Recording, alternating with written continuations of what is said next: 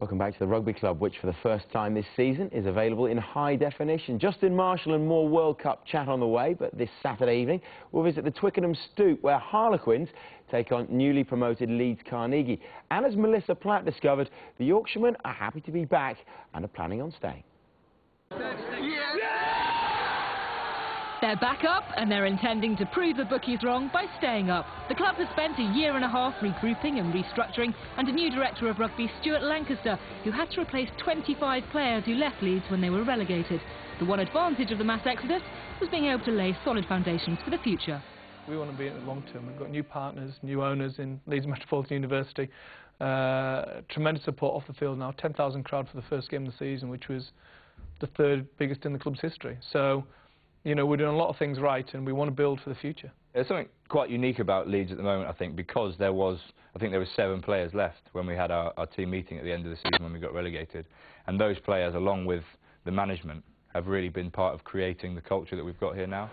Star names aren't part of that culture at this stage. Grit and graft are the modus operandi, plus a healthy dose of the flair that we saw last season from youngsters like Kiernan Mile, a player Lancaster helped to develop during the years he was academy manager.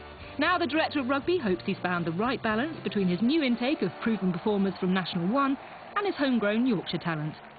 We do believe in bringing our own players through, and we've got, of our 45-man squad, we've got 25 who've come through the academy who are from Yorkshire. So, you know, it's a tremendous amount really, and you know, we've added to that with good players from National 1 and players who've come from other Premiership clubs who, like I say, are hungry to prove a point. The combination worked for Bristol, so how does the Bristol boss think the formula needs to be tweaked to make sure it works for Leeds as well? Remembering, of course, that the meticulous mathematician has already recruited half of Div 1. You can't rely on the lower leagues entirely. You do need a little bit of experience, and I'm sure they'll be looking at possible signings throughout the course of the season. And what normally happens is when you're a new team up, you try and survive the first few weeks on what you've got, and then you're always looking to add to your squad later on. So I'd guess that Leeds, at the right time, would add 1 or 2 players to their squad to strengthen them as and when it's necessary. But you win your home games, and you battle whatever you can for any point elsewhere. This league's odd because a side like Leeds, other teams might be a little bit complacent against them, and if you keep putting your full team out, no matter whether you're home or away, you might just catch a team that's maybe not maybe treats you a little bit lightly. Maybe they put their second team out, and you just got to battle for every point. I don't think there's any point trying to target matches. You just have to scrap and fight in this league for every single point you've got, whether it's home or away. Leeds led Gloucester at the break last weekend, showing they're more than capable of giving sides a run for their money for periods of the game. The question now is whether they have the ability to match the pace, intensity and physicality of other Premiership sides for the full 80 minutes. The 2 tries they scored were top-notch. The 8 they conceded, more of a concern. Physicality in the analysis, obviously, and preparation of the sides that you're coming against is a key factor, and you know, I think it'll take us some time to adapt the physicality. But you know, if you look at Harlequins last year, they got promoted and they lost their first 7 games of it. And they've bounced back remarkably well. Of all the teams who won't underestimate the effect relegation can have on a player, it's the Harlequin side that Leeds face on Saturday. Their starting 15 last weekend had an average age of 25. But after a year in National 1, players like Tom Williams feel they're sufficiently battle-hardened. It's a bit of a shock, but at the same time it was a bit of an eye-opener. It puts your feet back on the ground, and it makes you grow up a bit and matures you.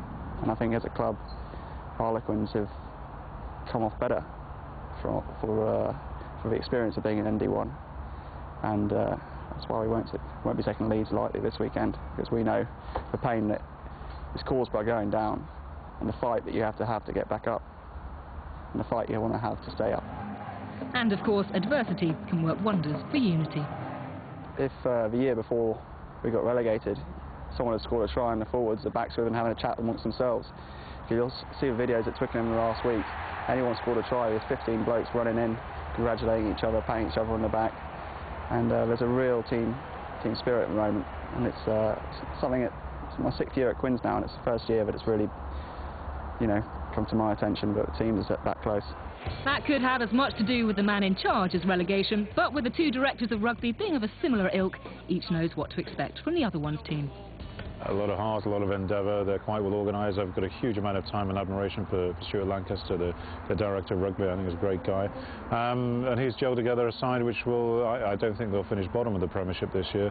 But I think that, you know, they may struggle, and just purely because there is a massive step up, as we found in our first 5-6 games last year, coming back into the Premiership.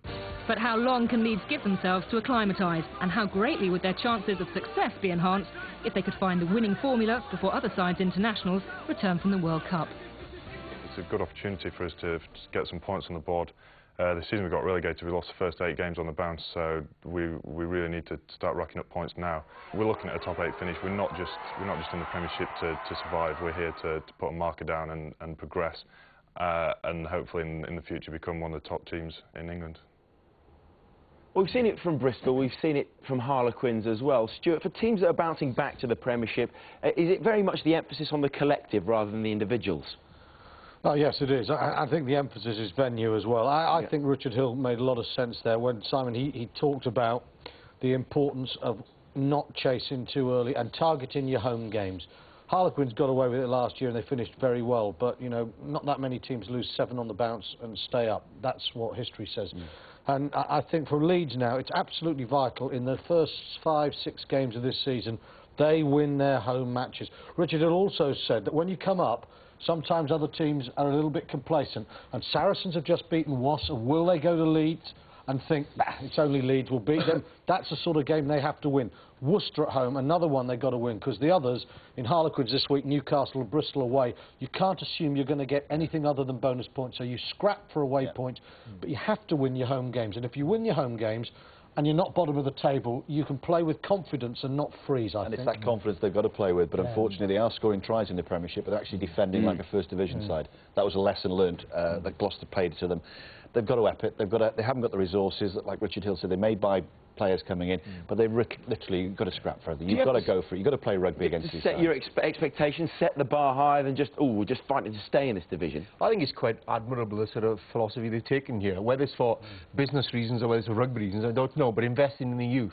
But the problem is here that there's no honeymoon period, really. These guys are going to hit the ground running, and these youngsters, really, the harsh reality of the Premiership means you need to grab every point that comes along and really go for it from the outset.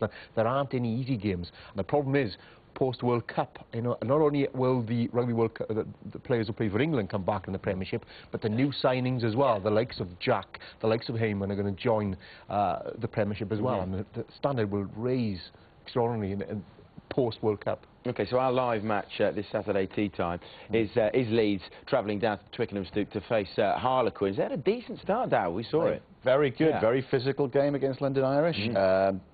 Dino's got a lot of spirit going there. You can see it in their faces, and they've got a few little bits of talent coming up, especially in the centre. Well, not my tip. We've seen him before. I'm not going to take all the credit.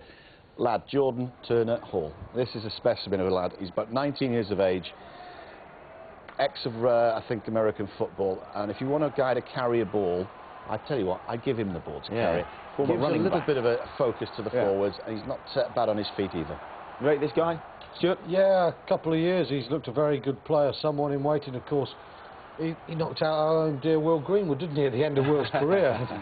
Hastened Will's inclusion at Sky. But he's strong, he's aggressive, and he's got the feel for the game. And balance on his feet as well. He's quick and he's on his toes, isn't he? Yeah, he's on his toes.